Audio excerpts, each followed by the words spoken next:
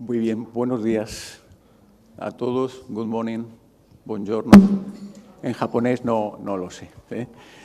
Bueno, pues muy agradecidos a ICOMOS y al Ayuntamiento de Madrid por invitarme a participar en este seminario, que la verdad es que está siendo muy estimulante. No es cortesía, lo digo con convencimiento.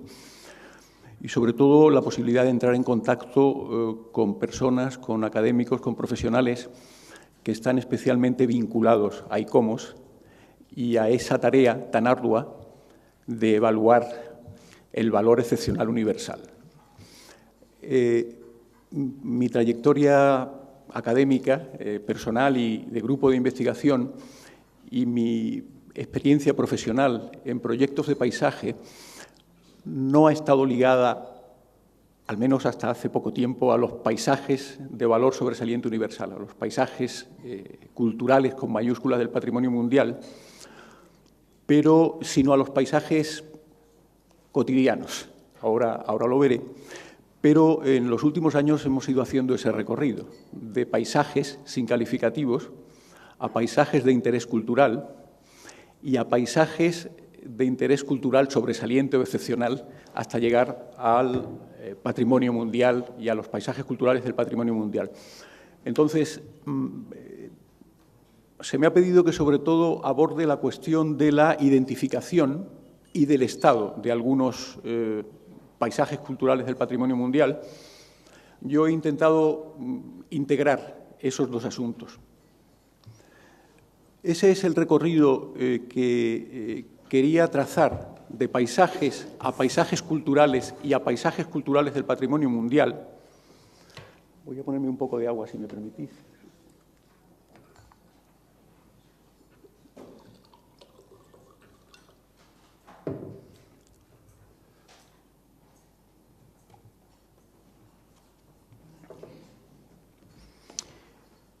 Y quería hacer este recorrido.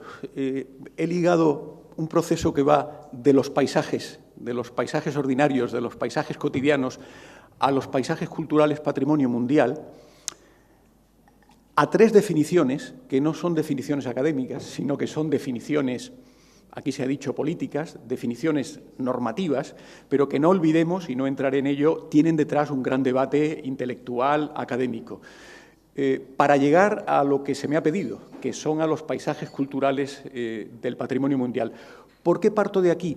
Porque, aunque se me ha pedido que presente el asunto de la identificación y del estado de algunos paisajes culturales del patrimonio mundial, a nuestro modo de ver, la identificación está muy ligada a la definición, es decir, la delimitación y la identificación tiene que formular una metodología acorde con el concepto que está en esas definiciones, pero por experiencia esa propia identificación, delimitación, caracterización alimenta y en algunos casos modifica o matiza las definiciones. Esa ha sido mi experiencia en estas 2 o 3 semanas en la que me he sumergido en la lectura, en el reconocimiento de ese maravilloso abanico de paisajes culturales patrimonio de la humanidad. Mi conocimiento de ellos no es un conocimiento de investigador, no es un conocimiento de evaluador, pero me vais a permitir que haga al final una valoración de cómo he entendido los procesos de delimitación e identificación y, sobre todo, de valoración del patrimonio, del valor excepcional universal, que es, digamos, lo que diferencia e identifica dentro de los paisajes en general, de los paisajes culturales en particular, a los que son patrimonio mundial, en la idea que aquí se planteaba. De esas 3 definiciones, la más abierta, la más general, es la del Convenio Europeo del Paisaje, que aquí ya se planteó, pero además ha sido asumida por el LALI, por esta iniciativa latinoamericana de paisaje cultural. Mi experiencia es más europea, pero estamos trabajando con colegas latinoamericanos y vamos encontrando puntos de encuentro, aunque una definición de un concepto tan ligado al territorio local y a la percepción, no cabe duda que tiene que adaptarse, adecuarse a contextos locales. La siguiente definición que he incluido es la que antes buscábamos, la del Plan Nacional de Paisaje Cultural. Está aquí su coordinadora. Yo he tenido la suerte de participar en los últimos años en la redacción de ese documento.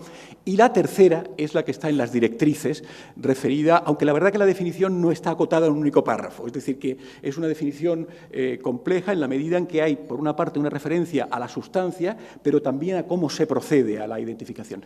Mirad, yo lo que quisiera llamar la atención es que en todas ellas, no es una aproximación cronológica, es puramente conceptual. Desde la más general, la del Convenio Europeo, que dice que el paisaje es el carácter del territorio percibido por la población, a la del patrimonio mundial hay elementos en común. Y yo creo que estamos en un momento, los interesados por el paisaje y los comprometidos con sus valores, de encontrar cooperación y sinergias entre estas definiciones. A mí me interesan mucho los paisajes del patrimonio mundial, pero sobre todo me interesan los paisajes. Y si me interesan los de patrimonio mundial es porque me interesan los paisajes. Y, evidentemente, a unos le vamos a atribuir unos valores, unas funciones y un significado, digamos, pedagógico de insignia que podrían estar en esos del patrimonio mundial. En todos hay una referencia a la relación hombre-naturaleza, reflejada en el territorio. Creo que eso es importante. Una parte del territorio, tal y como es percibida por la población, cuyo carácter resulta de factores naturales y humanos y de sus interrelaciones. La del Plan Nacional del Paisaje Cultural, que es esta, sé que el documento es largo, es paisaje es el resultado de la interacción en el tiempo de las personas y el medio, cuya expresión es un territorio percibido y valorado por sus cualidades culturales, producto de un proceso, a lo que se refería Linarejos, y la conservación de los paisajes de interés cultural y la adecuada gestión de sus transformaciones. Hay relación territorio físico y acción humana, hay proceso. Y eso lo hay también en la definición del patrimonio mundial. La del patrimonio mundial no menciona la percepción, pero está implícita y, desde luego, en otros documentos ligados a paisajes culturales del patrimonio mundial se insiste en ello, pero lo que añade y lo que identifica en el contexto de los paisajes en general, como bien sabemos, a los paisajes culturales del patrimonio mundial, es el valor universal excepcional. Y luego volveré sobre ello en relación con la identificación y la caracterización y las denominadas tipologías funcionales.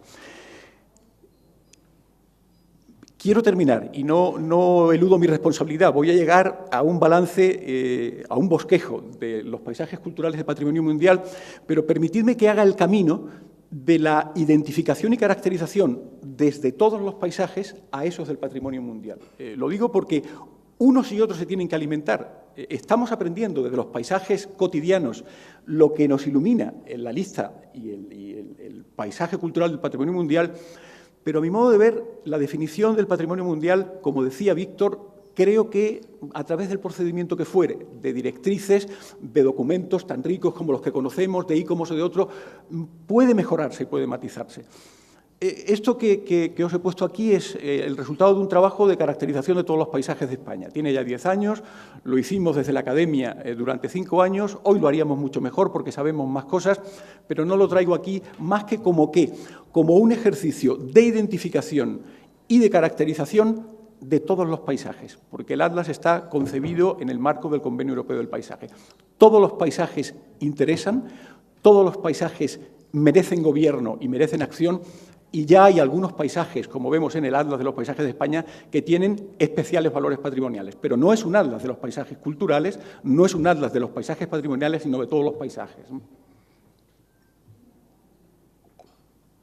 Bueno, esto es como un cuadro impresionista. Aquí se ve, además está la península ibérica y Portugal y Francia en blanco. Como veis, hay una serie de manchas, pero, en definitiva, esas teselas, en un trabajo que es geográfico, pero que no está hecho solo y exclusivamente ni desde la geografía física, ni desde la geografía cultural, ni desde la geografía social, sino de una integración de miradas de la naturaleza, de la cultura y de la sociedad, están todos los paisajes de España, los que identificamos ahí. Hago aquí un recuadro. Esta es una imagen de la huerta de Murcia y la ciudad. Es uno de los 1000 y pico de paisajes identificados. Es la imagen de los años 30 y este es el paisaje actual, desde el santuario de la Fuensanta, de un mirador. Y esta es la carga, la permanencia. Hay un cambio, he buscado esas dos imágenes de una relación muy armónica entre la ciudad y su huerta y una imagen como la actual. Este es el parcelario, la ciudad, el viario, una serie de capas. Ayer nos decían en Aranjuez de estructuras paisajísticas. En fin, no hay tiempo de entrar en ello.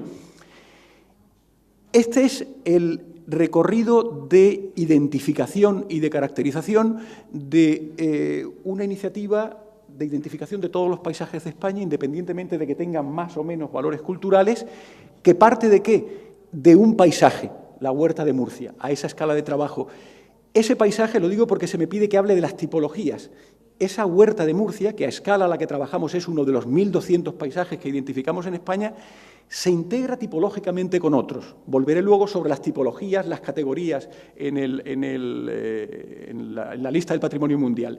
Vegas del Segura y regadíos de Llín. Para los que no sois de aquí, bueno, pues esa unidad específica es similar morfológicamente, incluso es contigua a otra configuración mayor de paisaje que es un tipo. Fijaos que no estamos diciendo tipo rural, tipo urbano, tipo paisajes mineros, sino que la identidad y el tipo se construyen a partir del carácter de cada unidad que se asocia a una escala superior a otro. Y finalmente, esos tipos de paisaje, la Vega del Segura, de la que es una unidad la Huerta de Murcia, se asocia a escala de la península ibérica a eso que hemos llamado vegas y riberas ibéricas. Ayer, Aranjuez, que está en la lista del Patrimonio Mundial como un paisaje cultural 1, designado y diseñado, en esta caracterización de paisajes es una unidad de paisaje de la Vega del Tajo, obviamente connotado, diseñado con una fuerza, y de hecho en el Atlas es una unidad de paisaje como es la Huerta de Murcia, pero no sé si se entiende el proceso y el procedimiento, cómo luego sobre ese paisaje recaerá una designación por sus valores excepcionales, universales, así me remito a lo que dice, pero estaría dentro de la tipología. Esta es la Huerta de Murcia, lo que veis es una unidad de paisaje dentro de un tipo de paisaje, que es la Vega, las Vegas del río Segura, y esta es una propuesta, lo digo por referirme a un ejemplo, a una propuesta que va de la identificación a la caracterización, porque no podemos identificar si no caracterizamos y la propia caracterización implica la identificación, diríamos aquí, del bien paisaje cultural, aquí de la unidad de paisaje de la Huerta de Murcia. Esa caracterización incluye proceso y organización del paisaje, dinámicas del paisaje, lo digo porque aquí se han señalado cuestiones de fragilidad y vulnerabilidad y nos interesan particularmente, más en un paisaje como este, el de la Huerta de Murcia, periurbano o rururbano, la percepción del paisaje, los valores ecológicos, culturales y perceptivos, y como este trabajo es un trabajo, lo reconozco, de expertos de la academia, a esa escala, con pocos recursos y en un periodo limitado, no es un paisaje que cuenta con la participación local directa. Ahora diré algo al respecto, pero lo que sí incorporamos fueron imágenes culturales del paisaje, que son percepciones cultas, como decía Víctor ayer, y aquí tenemos poemas bellísimos de Miguel Hernández sobre llega la primavera a la huerta y los incluimos. Y bueno, este tipo de imágenes que tienen que ver con la identificación, caracterización y transmisión de la imagen. Lo digo porque en las ventanas que nos ofrece la lista, los paisajes culturales del Patrimonio Mundial, se podrían mejorar las fotografías, o son todas muy parecidas, que es algo sencillo y que a los que nos gusta el paisaje nos apetece hacerlo, porque permiten al lector, para mí ha sido una ventana, y son muy variopintas, muy variadas y poco cuidadas. En este trabajo lo que intentábamos siempre combinar es una panorámica, el conjunto, una estructura paisajística, lo que ayer veíamos en Aranjuez, que podían ser caminos, parcelas, asentamientos, y un elemento. Y aquí he incluido un elemento de reconocido valor patrimonial. Es un paisaje modelado por el agua, por la obra hidráulica, por la presa, es un paisaje de regadío mediterráneo tradicional, es un molino en este lamentable estado. El paisaje es también un elemento de denuncia, porque un elemento como este, que es un molino hidráulico del 17 y 18, declarado bien de interés cultural por la legislación murciana, por la legislación de la comunidad autónoma, bueno, este sería un poco el recorrido en imágenes. La panorámica, la estructura paisajística, el elemento de paisaje. Mirad, nos vamos al norte de España. Lo digo por ir pasando. Esta sería una línea de identificación y de caracterización de los paisajes. ¿Hay valores patrimoniales en el paisaje de la Huerta de Murcia? Sin duda.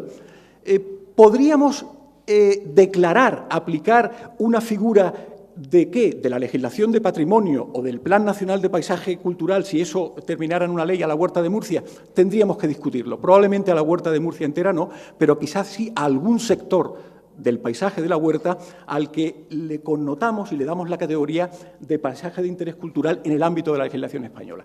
¿Iríamos con la Huerta de Murcia a un paisaje cultural con mayúsculas del patrimonio mundial? Difícilmente, porque el patrimonio mundial nos dice que sea auténtico, que sea íntegro, que sea representativo, que lo podría ser muy bien de las huertas mediterráneas. Perdimos la de Palermo, la huerta de Palermo, que era una maravilla, está prácticamente denostada, pero no es la Huerta de Murcia, no encajaría dentro de esa idea de excepcional valor universal, auténtico, íntegro, y bueno, esto nos llevaría a una discusión. Quizás el Gobierno de Murcia un día quiera lanzar la Huerta de Murcia como paisaje, patrimonio mundial, pero entonces el Gobierno de Murcia tendría que ejercer una política muy distinta sobre su huerta que la que ha ejercido hasta ahora. Eso nos lleva a otro debate de ordenación, de land planning o de landscape planning, que no viene al caso. Os señalo este recuadro, sobre todo para los que sois de fuera, de la España mediterránea seca, urbana y rural, basada en los cultivos de regadío, a la España montañosa, atlántica, húmeda, con otro tipo de paisaje. Muy bien, muy bien. Voy rápido. Paisajes, mirad, ¿por qué hago esto? Estoy utilizando la misma fuente, el Atlas de los Paisajes de España, un tipo de paisaje, al igual que veíamos antes, Las Vegas del Segura, un tipo de paisaje, los valles cántabros. Y dentro de los valles cántabros, una unidad de paisaje, el Valle del Nansa, que quizás los españoles conocéis. Ahora bien, el Valle del Nansa ha sido, por razones que no vienen al caso, objeto de una investigación, de un trabajo con la gente, de un proceso de patrimonialización. Y entonces, ese paisaje, que es uno más de los 1.200 de la península ibérica, por un proceso de patrimonialización de abajo arriba, podría reflejar una identificación y caracterización en el marco del Plan Nacional de Paisaje Cultural o de la aplicación de la figura de paisaje cultural de la Ley de Patrimonio de Cantabria. Es decir, estamos identificando, connotando, caracterizando y reconociendo valores patrimoniales en un paisaje como este que tenéis aquí. Es un paisaje bellísimo. Hablábamos de Ventura y Ferriolo. Como tan interesante es la Huerta de Murcia y la experiencia estética que te provoca su interpretación como el que te puede provocar el del Valle del Nansa. Pero el Valle del Nansa responde más al icono de un paisaje bello, de un paisaje de montaña. Entonces, perdón, que me estoy yendo hacia atrás, termino. Estos serían los elementos, las estructuras de paisaje, las estoy lanzando con imágenes. Caminos, asentamientos, el río, una serie de elementos. Y este es un ejercicio que estamos haciendo para el Gobierno de Cantabria, por el cual, dentro de ese paisaje del Nansa, identificamos una parte, delimitamos un área que tiene entidad histórica, funcional y perceptiva para aplicarle la figura de paisaje cultural no con mayúsculas superlativas, no dentro de la lista del patrimonio mundial, sino dentro de la legislación de Cantabria. Lo podríamos hacer con Madrid, el Valle de Navafría. Apliquémosle una figura de nuestra legislación o podríamos hacerlo en cualquier otra comunidad autónoma. Y aquí entro en la idea de proceso. Lo que tenéis es una base física con unos ríos, es un valle, es una cabecera de montaña, pero cómo hemos ido cargando las capas, los shapes, las capas de valor, los núcleos, los castillos, las iglesias, los concejos, la delimitación de las áreas de aprovechamiento comunal y luego los terrazgos, los más próximos a los pueblos, los invernales, más alejados, donde subían los ganados, las frañas, los pastaderos de las cumbres. Esta es una representación en croquis de todo ese conjunto de capas que remiten al territorio físico, pero que remiten a la historia, al proceso de construcción y que nos permiten delimitar un paisaje sin calificativos, pero que a nuestro juicio merecería un tratamiento como bien de interés cultural, como paisaje cultural por parte de la legislación de Cantabria, que tiene esta figura reconocida.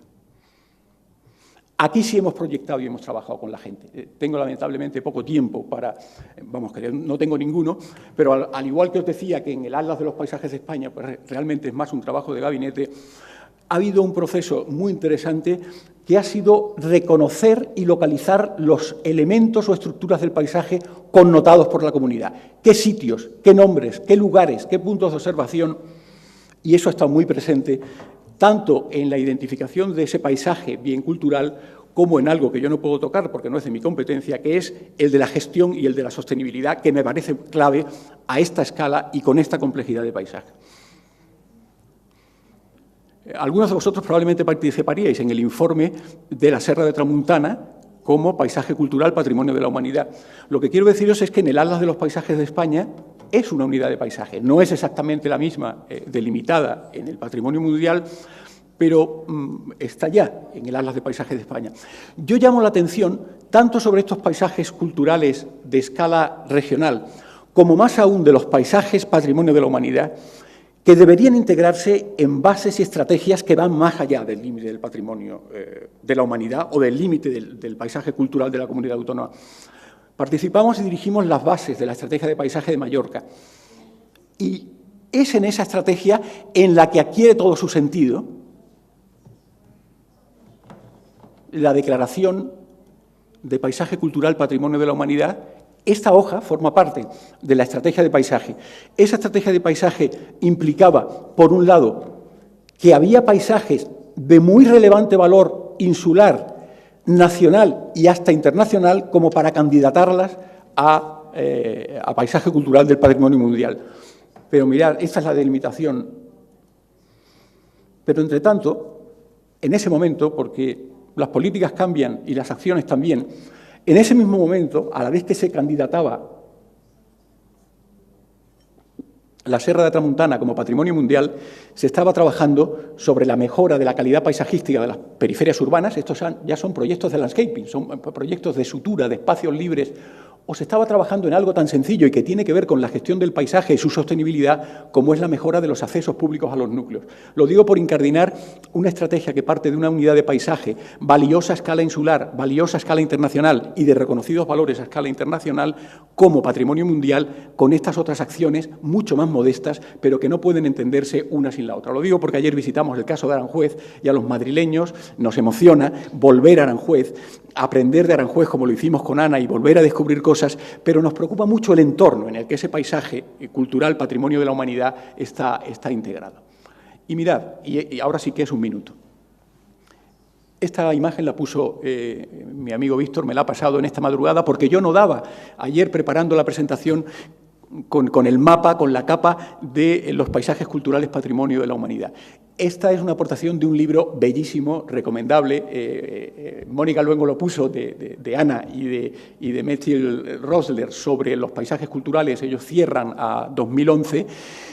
Quería destacar de ese mismo análisis de identificación y de caracterización algunas cuestiones para intentar aportar alguna conclusión.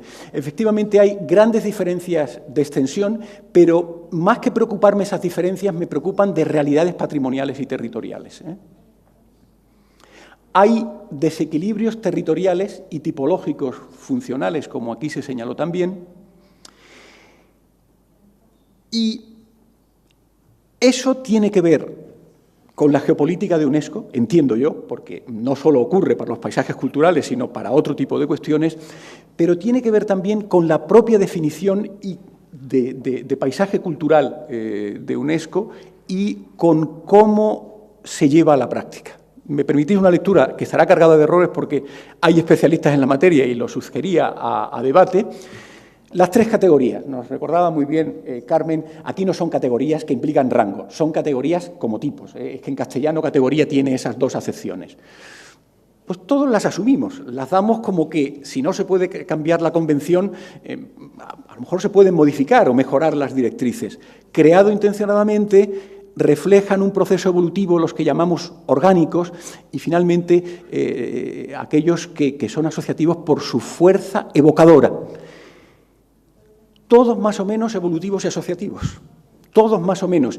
Y no solo lo digo aludiendo a esas denominaciones, sino viendo cómo se han interpretado los 85 paisajes con los que estas 2 semanas me he estado peleando. Es difícil, podemos entrar uno a uno, y algunos más coherentes que otros, pero visto como panorama, hay, ahora lo he intentado resumir aquí, una diáspora o una aplicación relativamente errática de esas nociones.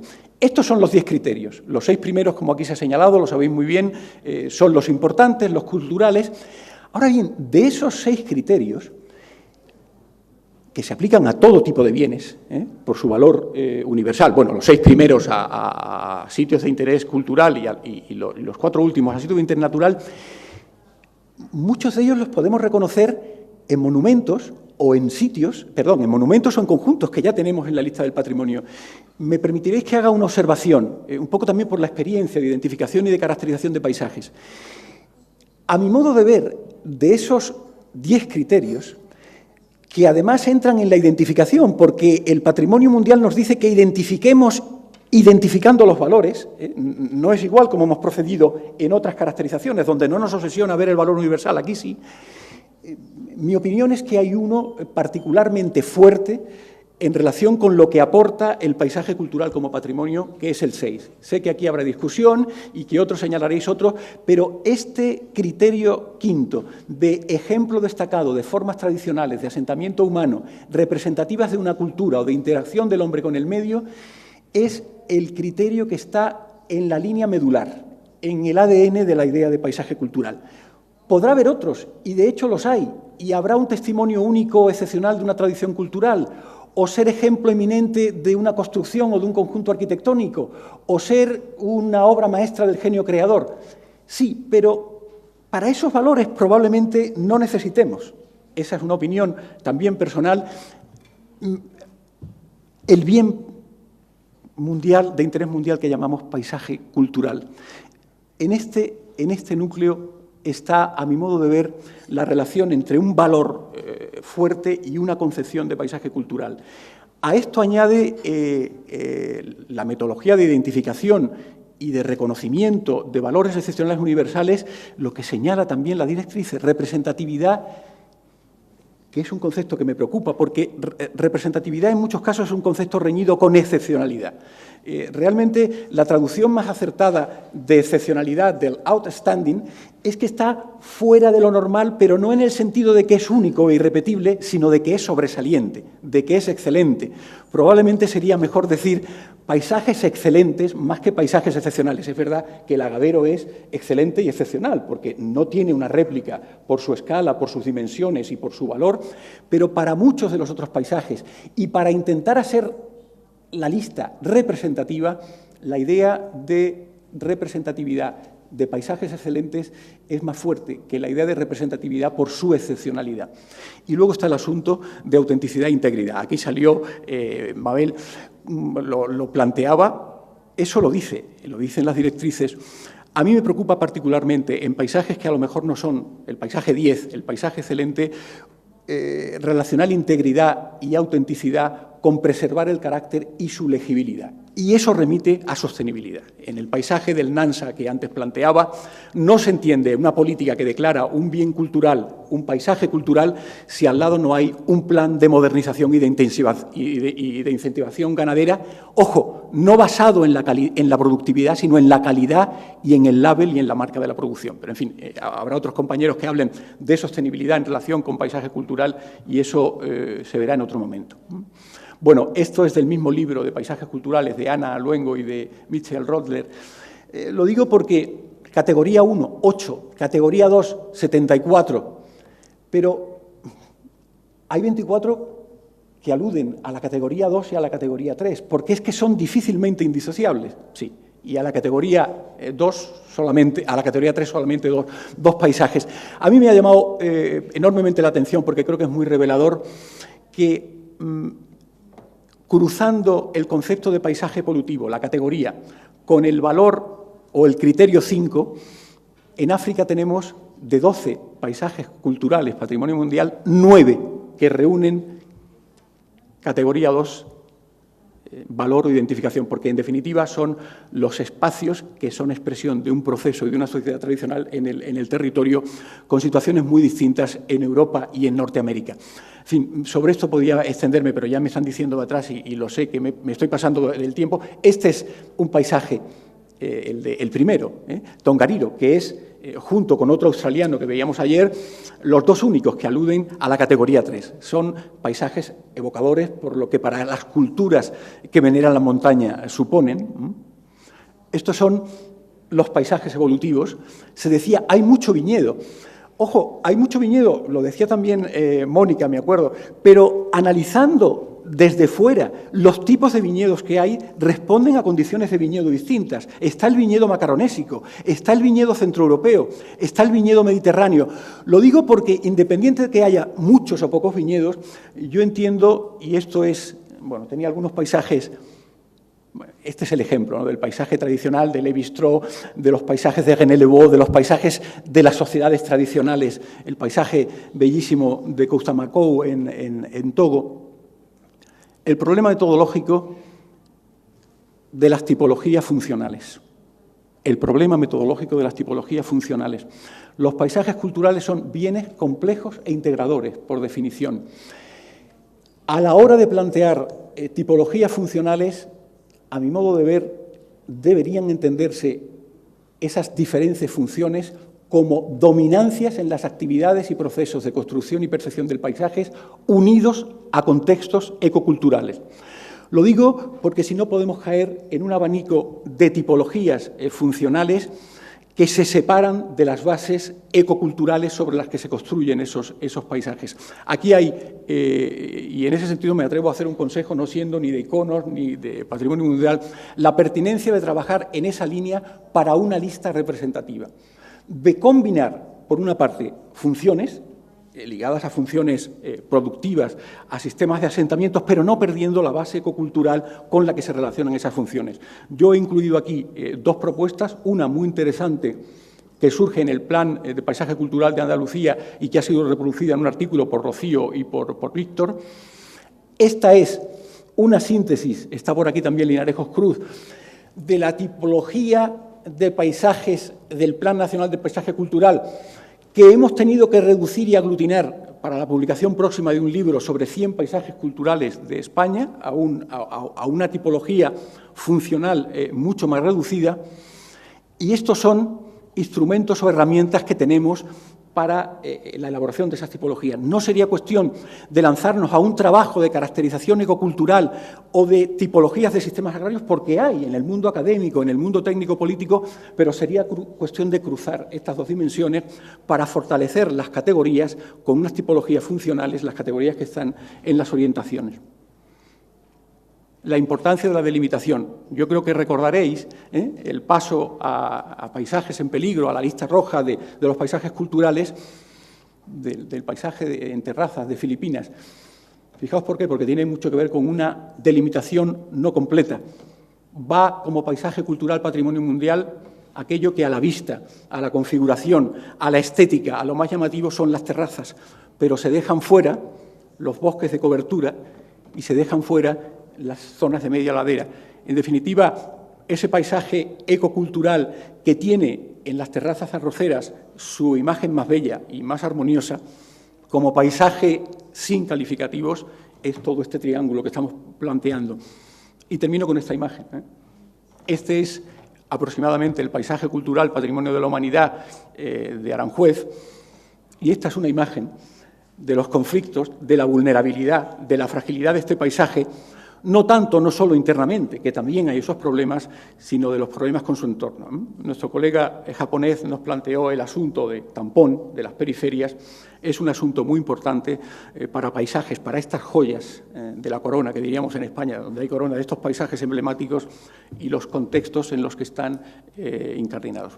Siento haberme pasado demasiado el tiempo, pero esto era lo que quería contaros. Muchas gracias.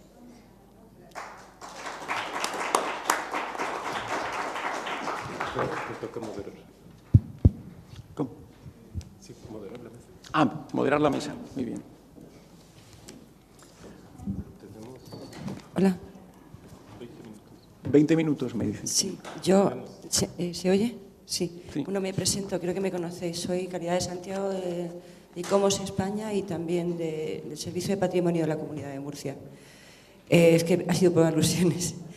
Y además el tema de la huerta es un tema que me preocupa y hablé con Rocío. De todas formas, bueno, yo participé en el procedimiento junto con Valencia de la declaración de Patrimonio Mundial de las comunidades de regantes tradicionales del Mediterráneo. El Tribunal de Hombres Buenos y... Justo, el Tribunal de Hombres Buenos y el Consejo...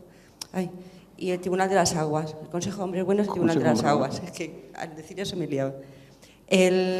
Cuando hicimos junto con Valencia este expediente, la intención de los técnicos, la nuestra, y estoy hablando del año 2004 más o menos, era precisamente proteger la huerta, pensando que con el paraguas, bueno, aparte de que sabíamos la excepcionalidad de este tipo de tribunales constitucionarios que vienen desde el siglo XIII, incluso antes es posible, porque tienen su origen ya en Egipto y en Siria, pero estábamos convencidos de que las autoridades iban a hacerse responsables de mantenimiento.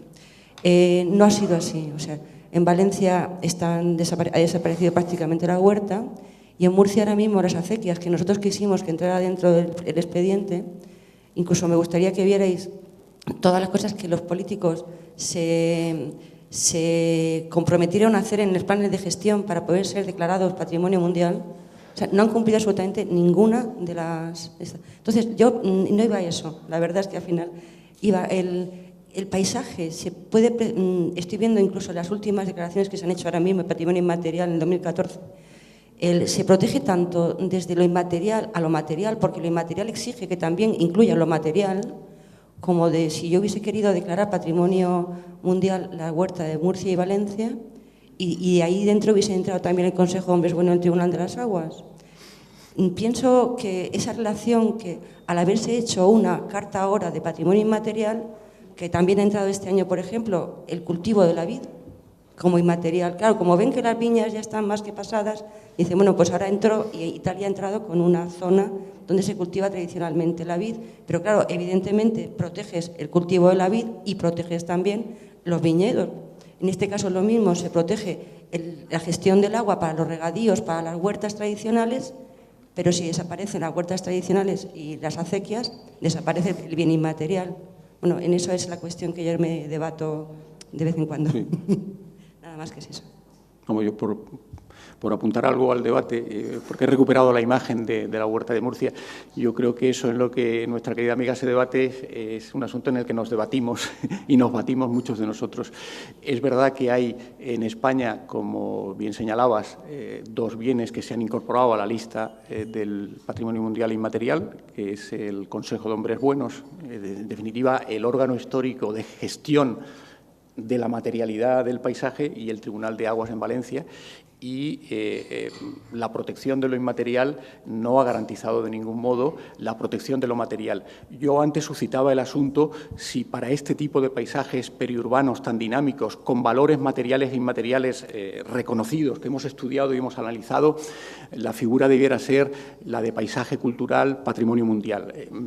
Yo veo serias dificultades, no tanto por tamaño, que decía Ángela, porque encajarían, son unidades delimitadas con una funcionalidad que remite a su construcción histórica, sino por el conflicto de intereses tan notables que hay. Pero tenemos otros instrumentos, tenemos otros instrumentos y tenemos el deber de actuar sobre las bases materiales de un patrimonio inmaterial protegido. Sería una vergüenza social para los murcianos y para los interesados por estos paisajes que hubiéramos protegido el tribunal que regula las aguas y la tierra que dan sentido a ese patrimonio material hubieran desaparecido. Creo que hay, estoy convencido porque por los trabajos de gestión del paisaje y de ordenación del paisaje que hacemos, que hay instrumentos, figuras, y lo que debe haber obviamente es voluntad política para que no solo protejamos una superestructura, sino que esa superestructura tenga contenido.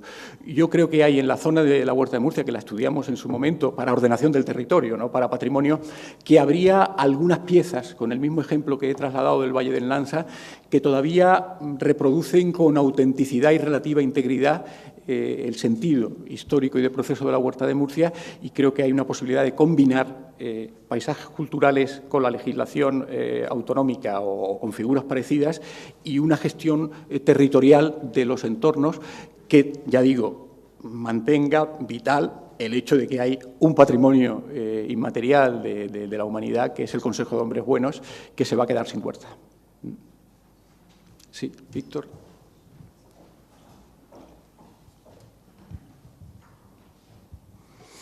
Bueno, primero, muchísimas gracias por tu intervención, que ha sido, aparte de coherente y de interesante, también refrescante en muchos aspectos, porque has abordado algunas cuestiones que vienen trabajándose en el mundo del paisaje cultural, pero yo creo que con un marco que permite recontextualizarlas y entenderlas mejor. Voy a hacerte dos preguntas ya muy concretitas. Una tiene que ver con la participación. Tú has señalado que muchas veces, en la mayor parte de los casos, es la situación más endeble, sobre todo desde el punto de vista de la investigación.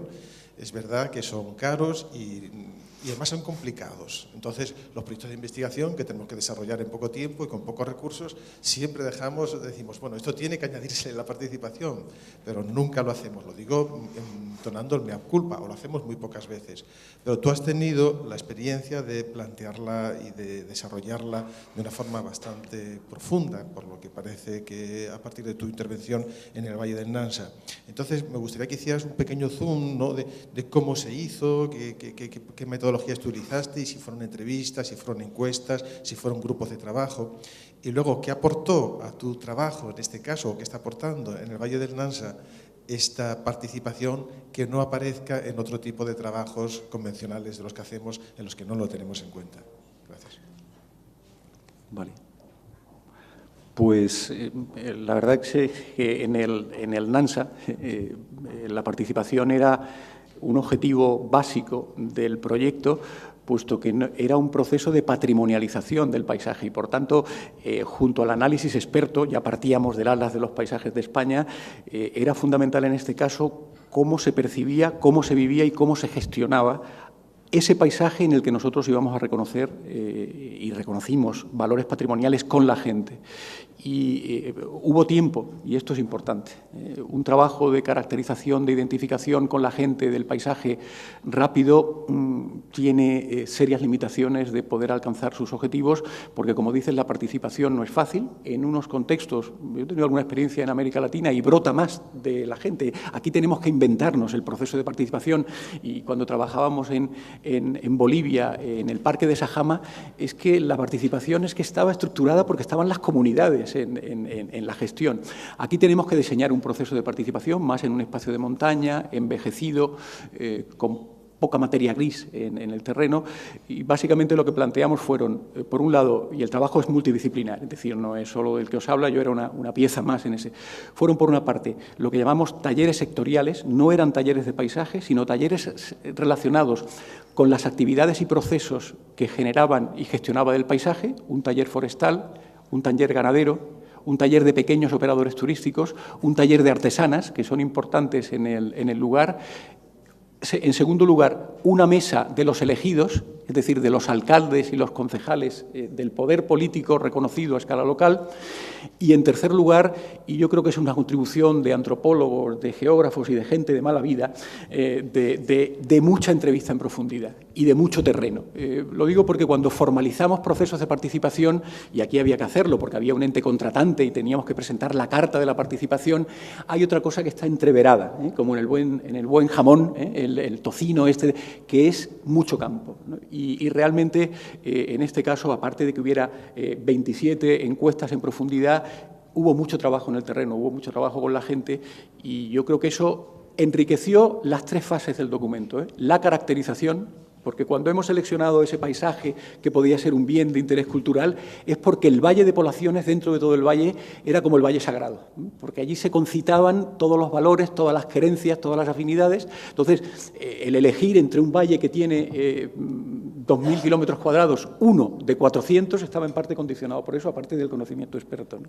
Y fue muy importante para el desarrollo de algunas políticas de gestión, como decía antes, de innovación ganadera en relación con la calidad y no con la intensidad. Estos eran ganaderos que entendían que su vida futura tenía que ver con producir mucha leche, como cuanta más mejor, y no, es volver a producción local. En fin, en esto tampoco os descubro nada nuevo, porque cada vez que vamos también por América Latina lo vemos, ¿no? Es decir, la producción de la comunidad, porque esa producción es taste this landscape, es comer ese paisaje, es interiorizar ese paisaje, y ahí se planteó el tema de si la leche de vaca tudanca en el Nansa o la carne tenía que valer más o menos porque era de un paisaje de valor. Si vale más es porque es de más calidad, no porque es de un paisaje connotado. Lo digo porque en este sentido inmediatamente convertimos el precio en valor, y el valor pasa a ser precio cuando la externalidad positiva no solo es el paisaje, sino la calidad de lo que se está produciendo. Entonces, ese fue un asunto que también ahí nos ha hecho pensar. Pero desde luego ni queremos ni pensamos que esto deba candidatarse a ningún patrimonio mundial. Bastante tenemos allí con lo que tenemos, ¿eh? Lo digo porque al lado está el territorio pasiego, que está en la lista indicativa. Aquí preferimos mantenernos en el contexto de un paisaje patrimonializado localmente, que yo creo que debe madurar mucho antes de lanzarse a otras aventuras.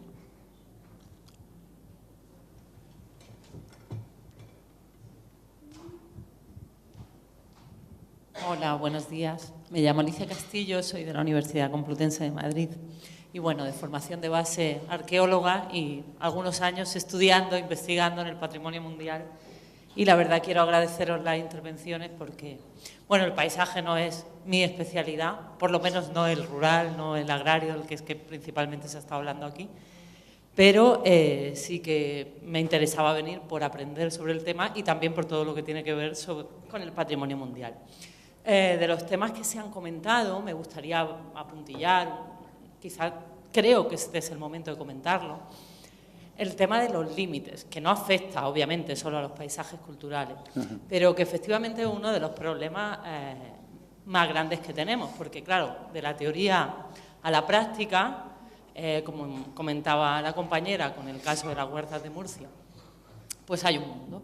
Es decir, si teóricamente desde la academia somos capaces de delimitar o hacer atlas o configuración de paisajes espectaculares, que me parece no solo bien, sino que estoy totalmente de acuerdo, ¿cómo convive eso con las otras realidades sociales, los valores sociales y la aplicación real de medidas, como diría yo, no sé si la palabra es protectora, incentivadora, aceptando la evolución en el tiempo? Me da igual como sea, creo que los límites es uno de los temas que esta mesa de debate debe volver a recoger y poner sobre la mesa, ¿no? ¿Cómo van a ser esos límites? Tú te referías en tu presentación cuando terminabas a límites vinculados al territorio y a la ecología, pero como bien señalaba Mabel, también están los límites determinados por la percepción y como incidía Víctor con lo de la participación, ¿no? O sea, los límites ya están dejando solo de vincularse exclusivamente a valores ecológicos, agrarios, sino a cómo socialmente la gente los percibe. Y ese equilibrio estamos, yo creo que todavía muy, muy, muy lejos de realmente recogerlo, ¿no? Luego, la otra parte tenía que ver más con agente y participación, pero yo creo que la podemos comentar en otro momento, ¿no? Porque yo creo que a lo largo del día saldrá y tampoco quiero... sobre todo me gustaría que se recogiera trabajar nuevamente el tema de límites en los paisajes o cómo se hacen más flexibles o si no hay que flexibilizarlo o cómo realmente van a permitir esa evolución del paisaje o ese mantenimiento de los valores sociales, en qué se van a basar, ¿no? Ya está. Gracias. Bueno, que totalmente de acuerdo, que lo que ocurre es que a partir de los límites que los que me habían encargado surge todo, ¿no? Porque va el concepto. Quiero decirte que el trabajo del Atlas de los Paisajes de España, que hoy lo haríamos de otra manera, es un trabajo académico y además no son solo los espectaculares, o sea que hay de todo, porque todo territorio tiene una expresión y un interés paisajístico.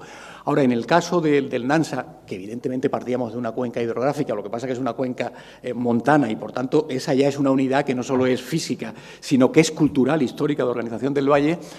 Esa delimitación de bien de interés cultural tiene límites físicos, pero está identificada socialmente, ¿eh? Luego hay otros límites, que son los límites de la ordenación y la gestión. Ayer lo veíamos en Aranjuez y tampoco ha sido el momento, pero en este momento estamos redactando el Plan Especial de Protección del Valle del Nansa y ahí ya descendemos a áreas de crecimiento de los núcleos, áreas de protección alta, es decir, a toda la metodología del land planning o del urbanismo, porque esa es la escala ya de trabajo en la que los valores del paisaje que se pretenden salvaguardar y gestionar tienen una escala del documento urbanístico.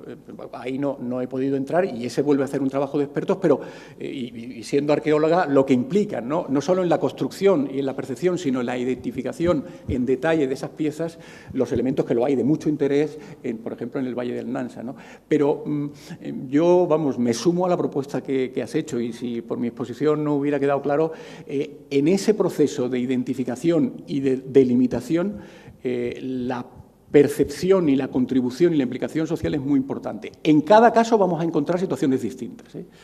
Porque cuando hicimos participación en la Huerta de Murcia, que lo hicimos, está aquí, no fue fácil generar ese proceso. Yo podría hablar pero en el Valle del Nansa, que es una comunidad aldeana, costó empezar, pero cuando se abrieron teníamos participación que nos superaba, porque al final también el experto tiene una función de mediador, ¿no? de articulador de opiniones y de intereses muy contrapuestos, ¿no? Pero ese paisaje cultural se hizo casi por suscripción, por asentimiento popular. De todo el valle, ¿qué área la elevaríamos a la categoría de un paisaje protegido como bien cultural? El Valle de Poblaciones.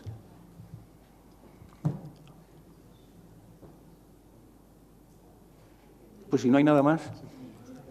Sí, María Elena, perdona. Sí. Solo esto.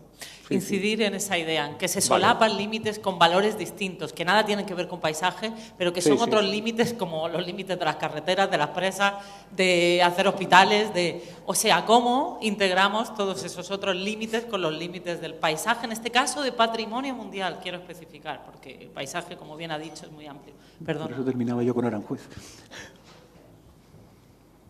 Perdón, Ángela y María Elena también, yo he visto estas dos compañeras. He visto primero a María Elena, y luego a Ángela. Me da igual. Tanto monta tanto. María Elena. Bueno, no, yo quería hablar sobre los límites. A ver, por un lado está el límite del reconocimiento, el límite dado por historia, geografía, etcétera, cultura, percepción, todo lo que hemos hablado, pero por otro lado hay la posibilidad de que exista un límite dado por la gestión y el planeamiento. Y voy a poner como ejemplo, que creo que funciona bastante bien, un paisaje que es lamentablemente es el 50% de los paisajes culturales inscritos por el Caribe en la lista del Patrimonio Mundial, cosa que es lamentable teniendo el Caribe esa cantidad enorme de paisajes culturales. Hay otros bienes que son mixtos o naturales, pero paisaje cultural solamente hay dos, que son en Cuba. Bueno, uno es Viñales, que se ha hablado bastante, el otro son los cafetales de Oriente, cafetales, no paisaje cafetero, sino cafetalero. Entonces, ¿qué se hizo en ese caso? Se definió que todo el territorio de dos provincias, un territorio inmenso, protegido nacionalmente, aclaro, gestionado en el nivel de la protección nacional, esos dos territorios de las dos provincias, con una cantidad de más de 40 cafetales. Bueno, es un paisaje fósil, evolutivo fósil. Cosa que, bueno, por supuesto viven gente, pero bueno, realmente los mayores valores están dados por el patrimonio arqueológico. Entonces, lo que se hizo fue una serie, simplemente se seleccionaron aquellos sitios, para llamarle correctamente, aquellos sitios representativos del fenómeno de la inmigración haitiana para Cuba después de la Revolución de Haití y de la producción del café. ¿Qué quiere decir esto? Todo lo demás quedó en la zona de amortiguamiento, lo cual no es que se haya dejado de lado, sino que las mayores inversiones, la prioridad para la conservación la tienen los sitios representativos, que es la serie. Lo demás está protegido, pero en un nivel de rigor no me gusta, un nivel de inversión inferior. Y creo que está funcionando bien. Y esa es una posibilidad, o sea, la delimitación real y la delimitación práctica, digamos.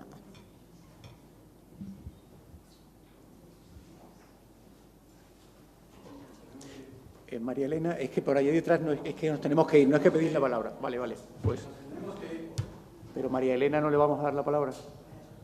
María Rosa, perdón. Sí. Me he confundido, perdón. No, como sé que nos tenemos que ir y yo quería decir muchas cosas aquí a propósito de lo que se ha tratado esta mañana, pues me voy a tener que reservar para esta tarde.